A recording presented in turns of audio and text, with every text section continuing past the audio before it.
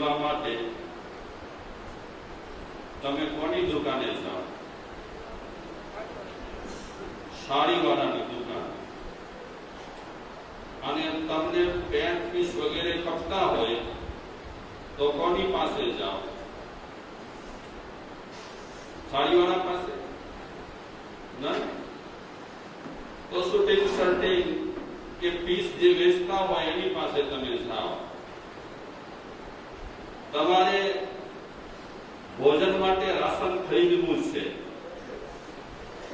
તો રાશન લેવા માટે તમે કોની પાસે જાઓ? ચશ્મા વાળાની દુકાને? કોનો ભાઈ? નહીં. રાશન ખરીદવું હોય તો વાસણ વાળાની દુકાને ન જવાય, તો રાશન વાળાની દુકાને જવું પડે.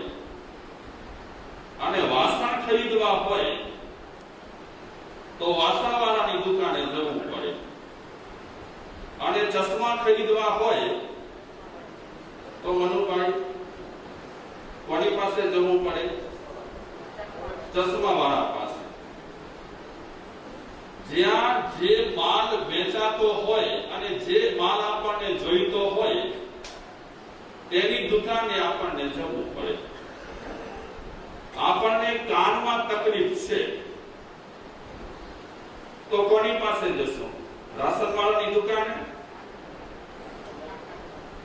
તો કાનના જે નિષ્ણાત ડોક્ટર હશે એની પાસે આપણે જશું. આંખમાં આપણને તકલીફ રહેલી હશે તો આપણે આંખના જે નિષ્ણાત રહેલા હશે એ ડોક્ટર પાસે આપણે જશું. આપણને શાકભાજી ખરીદવી હોય તો શાકભાજી ખરીદવા માટે ઝવેરીની દુકાને ન જઈએ. ક્યાં જઈએ? શાકભાજી ખરીદવા માટે શાકભાજીની દુકાને જઈએ. અને ઝવેરાત આપણને ખરીદવું હોય કે સોના ચાંદી આપણને ખરીદવી હોય તો આપણે શાકભાજી વાળા પાસે ન જઈએ તો કોની પાસે જઈએ? એ સોના ચાંદી વાળા કે હીરા વાળા મોતી વાળા હોય એની પાસે આપણે જઈએ. જ્યાં જે માલ વેચાતો હોય તે માલ લેવા માટે આપણે ત્યાં જઈએ એ આપણને બરાબર ખબર છે. જેના નિષ્ણાત રહેલા હોય અને જ્યાં જે માલ વેચાતો હોય ત્યાં જ મળશે તેવી આપણને ખબર છે. તો એ જ રીતે આપણને સારા બનવું હશે, આપણને સુંદર બનવું હશે, આપણને મહાન બનવું હશે તો કોની પાસે જશું? ક્યાં જશું?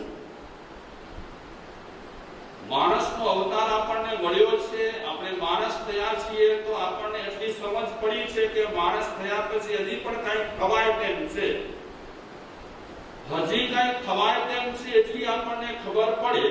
એટલે આપણે એ માનવ જન્મને વધારે વિકાસ તરફ લઈ જાય એનો આપણે સંપર્ક સાધીએ. જે આપણને ક્રિયાવિધિઓ બતાવે, જે આપણને પદ્ધતિ બતાવે, જે આપણને રીત બતાવે કે આ માનવ જન્મ સરસ છે, એમાં બે મત નથી. હજી પણ કંઈક તમારે આગળ વધવું હોય તો આની કાર્ય પદ્ધતિ રહેલી છે, આ એની ઢબ રહેલી છે, આ એની પ્રણાલિકા રહેલી છે. આ પ્રમાણે તમે જો પ્રણાલિકા પ્રમાણે કરશો તો માનવ જીવનમાં તમે આગળ વધી શકશો. આવી માહિતી આપણને કોની પાસેથી મળશે? આવી સમજ આપણને કોની પાસેથી મળશે? એના જે નિષ્ણાત રહેલા હશે એની પાસેથી આપણને સમજણ મળશે. ખરાબ માણસ પાસે આપણે જઈ કરી અને એમ કહીએ કે મનુષ્ય અવતાર બહુ સારો એનો છે તો કઈ પદ્ધતિ બતાવને. ખરાબ માણસ પાસે ગયા પછી એ ખરાબ માણસ આપણને પદ્ધતિ બતાવશે, આપણને રીત બતાવશે, આપણને કંઈક આયોજન ઘડી આપશે કે આ મનુષ્ય અવતાર મળ્યો છે તો આ અવતારમાં શું શું કરવા જેવું છે, કેવી કેવી ક્રિયા વગેરે કરવા જેવી છે, કઈ રીતે જીવવા જેવું છે. ખરાબ માણસ અને ખરાબ વિચાર ધરાવતો માણસ એ આપણને મનુષ્ય જીવનના વિકાસ માટે કોઈ પદ્ધતિ નહીં બતાવી શકે. એ મનુષ્ય જીવનના વિકાસ માટે વ્યક્તિનો આપણે સંપર્ક કરીશું તો એ વ્યક્તિ તરફથી આપણને સરસ મજાનો માર્ગ મળશે અને એ આયોજન આપણને ઘડી આપશે. તો મહાપુરુષો એ સારી વ્યક્તિઓ છે, મહાપુરુષો સુંદર વ્યક્તિઓ રેડી છે. તો આ મનુષ્ય જીવન સફળ કરવા માટે અને મનુષ્ય જન્મને ધન્ય બનાવવા માટે આપણને એવી વ્યક્તિઓનો શું કરવો પડશે? સંગ કરવો પડશે, એમની મુલાકાત લેવી પડશે, એમની પાસેથી જ્ઞાન લેવું પડશે. તો એ મહાપુરુષો આપણને જીવન કેવી રીતે સરસ બને એની બધી આપણને પદ્ધતિઓ શીખવાડશે. તો આપણે રોજ સત્સંગ શેના માટે કરીએ છીએ? ભલે આપણે આગળ વધીએ ન વધીએ એ બે નંબરની વાત છે, પણ એટલી આપણને સમજ પડી છે કે આપણે જો સત્સંગ કે સારો સંગ કરીશું તો સારા સંગથી આપણને સારા વિચાર મળશે અને સારા સંગથી આપણને સારા વિચાર મળશે તો આ મનુષ્ય જીવનને સારો બનાવવા માટે અમે કંઈક પ્રયાસ કરી શકીશું. એક સરસ મજાનો શ્લોક છે, એમાં એ સંદર્ભમાં એ વિષયમાં વાત કરે છે. દુર્જનેન સમમ સખ્યમ પ્રીતિમ ચાપી ન કારયે ઉષ્ણો દહતિ ચાંગારા શીતઃ તૃષ્ણાયતે કરમ. આ શ્લોકમાં કોઈ અજ્ઞાત કવિ કહે છે કે દુર્જનો સાથે આપણે મિત્રતા રાખીએ અને દુર્જન સાથે આપણે પ્રીતિ રાખીએ. આમ તો દરેક પર આપણને લાગણી તો રાખવાની છે, કોઈના પ્રત્યે આપણને દ્વેષ તો રાખવાનું જ નથી, પણ એ બીજી રીતે વાત કરે છે કે દુર્જન સાથે આપણે મિત્રતા કેળવીએ, દુર્જન સાથે આપણે પ્રીતિ કેળવીએ તો બે રીતે નુકસાની છે. એમાં દાખલો આપે છે કે સગડીમાં દેવતા રહેલો હોય, ગુજરાતીમાં તો દેવતા જ કહેવાય ને, સગડીમાં કોલસા બળતા હોય, આપણે એ કોલસાને લઈએ તો શું થાય? એ બળતા કોલસાને લઈએ તો એ બળતો કોલસો ડઝાડે અને ઠરેલા કોલસાને લઈએ તો શું કરે? ડઝાડે નહીં પણ હાથ કાળા કરે. એટલે દુર્જનો માટે અને દુર્જનો સાથે આપણે સખ્ય એટલે કે મિત્રતા કેળવીએ, એની સાથે આપણે પ્રીતિ કેળવીએ તો બે રીતે નુકસાની છે, અંગારાની જેમ અને કોલસાની જેમ. યા તો આપણને ડઝાડે, યા તો આપણા હાથ શું કરે? કાળા કરે. આ દાખલો આપી કરીને મહાપુરુષો આપણને સમજાવે છે કે દુર્જનો સાથે મિત્રતા ન કેળવાય, દુર્જનો સાથે પ્રીતિ કેળવાય નહીં. એ બે રીતે નુકસાન કરે છે, યા તો તમને ડઝાડે, યા તો તમારા હાથ કાળા કરે. ભારતમાં લુકમાન નામના એક હકીમ થઈ ગયા, વૈદ થઈ ગયા, વિદ્વાન હતા, વિચારક હતા. અને એ લુકમાન વૈદ દર્દીઓ પર એવી ટ્રીટમેન્ટ કરતા હતા, એમ કહે છે ઘણા લોકો કે ટ્રીટમેન્ટ દરમિયાન એ લુકમાન વૈદ્ય જેવા વૈદો દર્દીને દવા આપતા ન હતા, કોઈક એવી પદ્ધતિ શીખવાડી કરી અને દર્દ મિટાવતા હતા. મેં પહેલા પણ વાત કરી હતી, વૈદો પ્રયોગ રૂપે લોકોને કહેતા કે જો દવા વગર પણ બીમારી મટી શકે છે તો પેલા અખતરો કરાવતા. લોકોને કહે તમે આંબલીના ઝાડ નીચે બેસો, તો આંબલીના ઝાડ નીચે બેઠા પછી અને વધુ સમય બેઠા પછી શરીર જલાય, એની અવાજ એવી છે. દરેક વૃક્ષના ગુણધર્મ રહેલા છે. આપણે પીપળા નીચે બેસીએ તો શું મળે? આપણને ઓક્સિજન મળે કે બીજું કઈ મળે? પીપળા નીચે બેસવાથી બીજું કઈ મળે છે અને અમુક વૃક્ષ નીચે બેસવાથી ઓક્સિજન મળે છે. તો આંબલી નીચે એ વૈદો બેસાડે. કોઈ માણસ ડિસ્કસ કરવા આવ્યો હોય અને કોઈ વાત માનતો ન હોય તો કલાકો સુધી આંબલી નીચે બેસાડ્યા પછી એના સાંધા જલાય, શરીર જલાય. પછી વૈદ પાસે આવે, લુકમાન જેવા વૈદ પાસે. ત્યારે એ વૈદ કોઈ દવા ના આપે.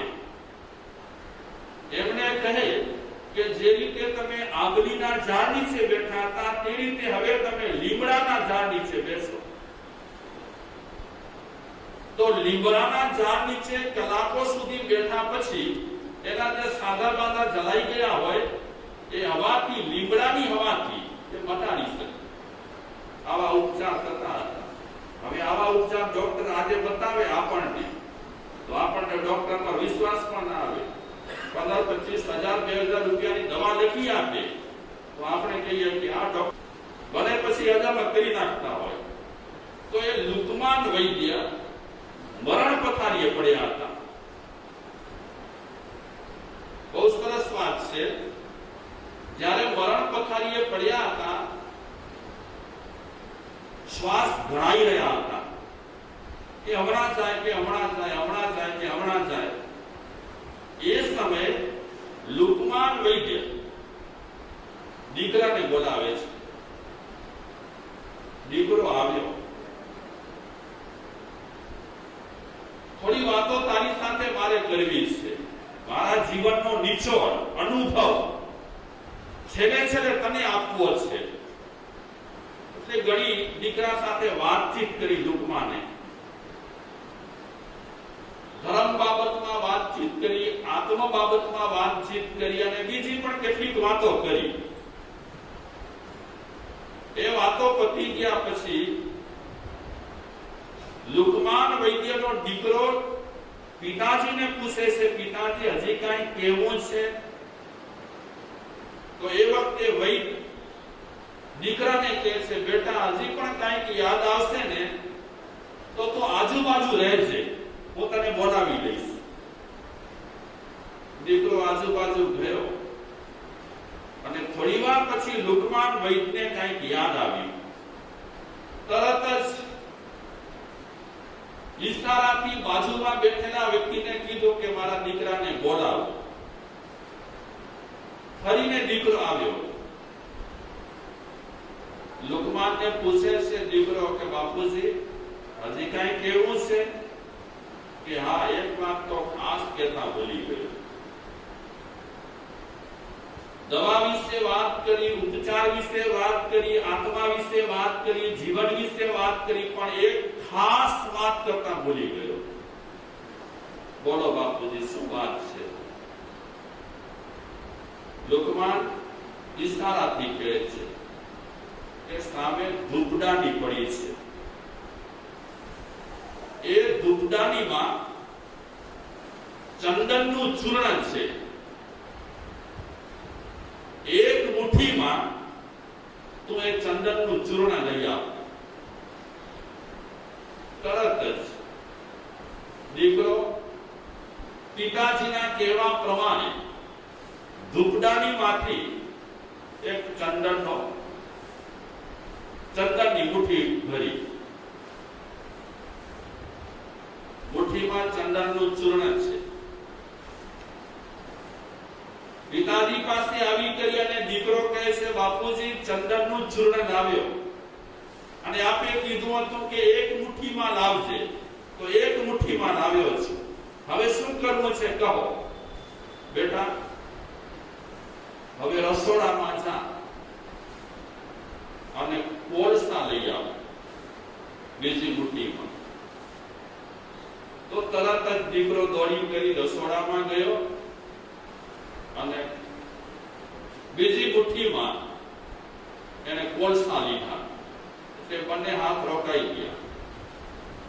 એક મુઠ્ઠીમાં ચંદનનું ચૂર્ણ છે અને બીજી મુઠ્ઠીમાં કોળસા છે. લુકમાન પાસે આવી કરી અને દીકરો કહે છે, બાપુજી મારા બે હાથ રોકાઈ ગયા છે, હવે આપ કહો શું કરું? મરતા મરતા મારે છેલ્લે છેલ્લે તને એક અગત્યની વાત કહેવી છે. હવે એમ કર બેટા, ચંદનનું ચૂર્ણ જ્યાંથી લીધું છે ત્યાં મૂકી આવ, અને કોળસા જ્યાંથી લીધા છે ત્યાં મૂકી આવ. જલ્દી આવજે મારી પાસે. બે મૂકી આવે છે, દોડતો આવ્યો. લુકમાન કહે છે, બેટા જે હાથમાં ચંદન ચૂર્ણ હતું એ હાથ સૂંઘ. તો છોકરાએ હાથ સૂંઘ્યો. લુકમાન કહે છે, બેટા જે હાથમાં કોલસા હતા એ હાથ તું જો. સૂંઘવું હોય તો સૂંઘી પણ લે. બાપુજી આપ જે કહો તે પ્રમાણે હું કરું. જોઈ લે, સૂંઘી લે. સમજ્યો કાંઈ? આ તને કામ સોંપ્યું અને તે કામ બરાબર કર્યું, પણ એ બાબતમાં કઈ સમજ્યો તું? કે ના બાપુજી, કઈ સમજાતું નથી મને. કે બેટા જે હાથમાં ચૂર્ણ ચંદનનું રાખેલું હતું એ ચંદનનું ચૂર્ણ પાછું એ ઠેકાણે મૂક્યા પછી પણ અત્યારે તારા હાથમાં સુગંધ આવે છે. ચૂર્ણ નથી તારા હાથમાં, પણ એ ચંદનની સુગંધ હજી પણ તારા હાથમાં છે. અને જે હાથમાં તે કોળસા લીધા હતા, કોળસા તો મૂકી આવ્યો, પણ હજી તારા હાથ કાળા છે. તો છેલ્લે છેલ્લે શીખ એ આપવા માંગુ છું કે આ ચંદન ચૂર્ણની જેમ તું એવા લોકોની સોબત કરજે, એવા લોકોનું તું સંગ કરજે કે તારી પાસે હોય ત્યારે સુગંધ આપે, અને તારી પાસેથી નીકળી જાય ત્યારે પણ એમની સુગંધ તને મળતી રહે. એવા લોકો, સારા લોકો, એ આપણી સાથે રહે ત્યારે પણ સારા સારા વિચાર આપે, અને આપણી પાસેથી જ્યારે વયા જાય, નીકળી જાય ત્યારે પણ એમણે જે આપણને વિચારો આપેલા હોય એને આપણે શું કરીએ? એ વિચારોની સુગંધ તો આપણને મળતી રહે, હોય ત્યારે પણ એ એમના વિચારો આપી કરીને સુગંધ આપે, અને ગયા પછી એમના વિચારો આપણે મમરાવતા મમરાવતા વિચારતા વિચારતા એમની સુગંધ આપણે લઈએ. તો બેટા એવા માણસોની સોબત કરજે, એવા માણસો સાથે તું બેસજે કે જે માણસો સાથે બેઠા પછી તને સારામાં સારા વિચાર મળે, ગયા પછી પણ એમના સારા વિચારોનું તને ચિંતન મળે. તો આ ચંદન ચૂર્ણ એટલા માટે મંગાવ્યો હતો, દાખલા રૂપે હું તને કહેવા માંગુ છું કે ચંદન જેવા લોકો સાથે તું સોબત કરજે, પણ કોળસા જેવા લોકો સાથે તું સોબત કરતો નહીં. કોળસા જેવા લોકો એટલે ખરાબ લોકો, દુર્જન લોકો, દુષ્ટ લોકો, હલકા લોકો, એવા વ્યક્તિઓ સાથે જો તું સોબત કરીશ તો કોલસો હતો ત્યારે પણ સુગંધ મળતી ન હતી, અને કોલસાને ફેંકી દીધા તો પણ તને સુગંધ મળતી ન હતી, પણ એક કોલસાને ફેંક્યા પછી પણ તારા હાથ કેવા થઈ ગયા? કાળા થઈ ગયા. ચંદનથી તારા હાથ સુગંધિત થયા અને કોલસાથી હાથ તારા કાળા થયા.